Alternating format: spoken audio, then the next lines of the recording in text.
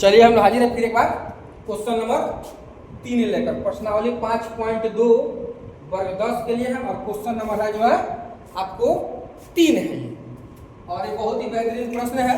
इस प्रश्न को देखिएगा, 2 क्वेश्चन तो बनाया जा चुका है और बताया जा चुका है। तीसरे नंबर क्वेश्चन में हम लोग चल रहे हैं।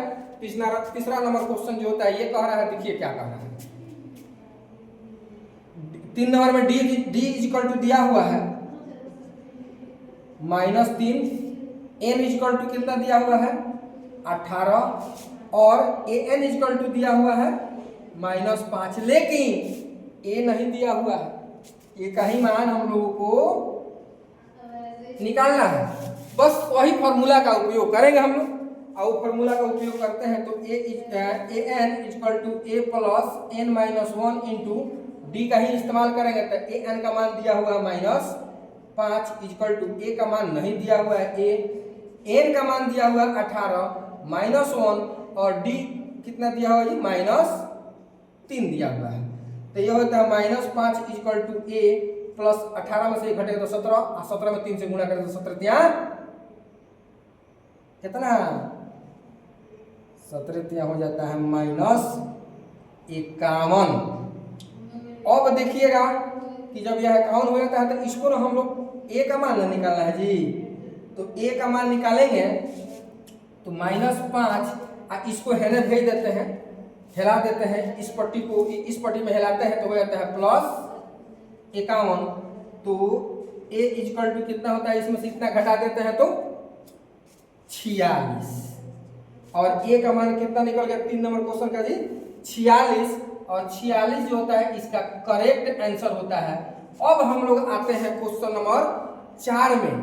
क्वेश्चन नंबर 4 जो होता है, मैं आप लोगों को पहले ही बता चुका हूं कि जो बच्चे बिहार बोर्ड का तैयारी कर रहे हैं 2026 का, उसके लिए बहुत ही बेहतरीन प्रश्न है ये और बहुत काम का चीज है। लगातार जो होता है सीरीज चल रहा है मैथमेटिक्स का सॉल्यूशन का, 10th क्लास का, 12th क्लास का।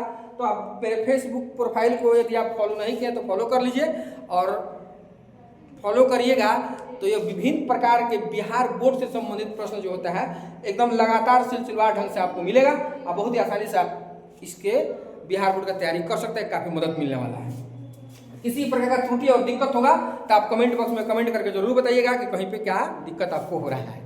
चलिए आते हैं हम लोग 4 नंबर क्वेश्चन नंबर 4 में। तो क्वेश्चन नंबर 4 में a इक्वल टू दे रहे हैं -18.5 नहीं 18.9 है, बुक भी है मेरे पास, कोई दिक्कत नहीं है। 18.9 और d इक्वल टू दिया हुआ 2.5 और n इक्वल टू नहीं दिया हुआ है, और an जो होता है दिया हुआ है आपको 3.6 और an का मान नहीं बल्कि क्या निकालना है जी, n निकाल लेना है।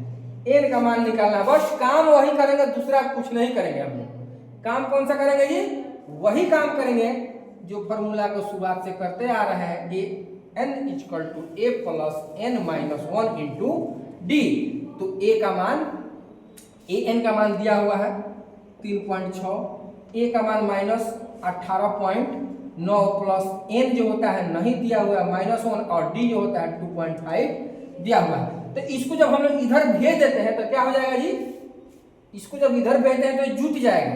तो जुटेगा तो कितना होगा 18.9 और 3.6, 9 6 15 का 5 हाथ में 1, 8 3 11 1 12 और फिर एक है 2 यानी 22.5 equal to n minus 1 into 2.5।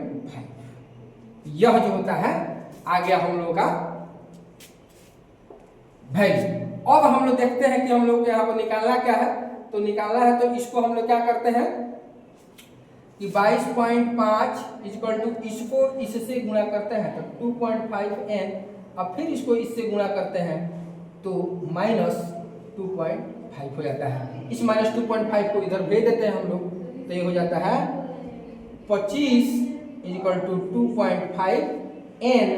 इसलिए n का वैल्यू निकालने के लिए कह रहा है तो 25/2.5 यानी यह 10 मार्क में कट गया, यानी सही उत्तर जो होता है इसका होता है 10।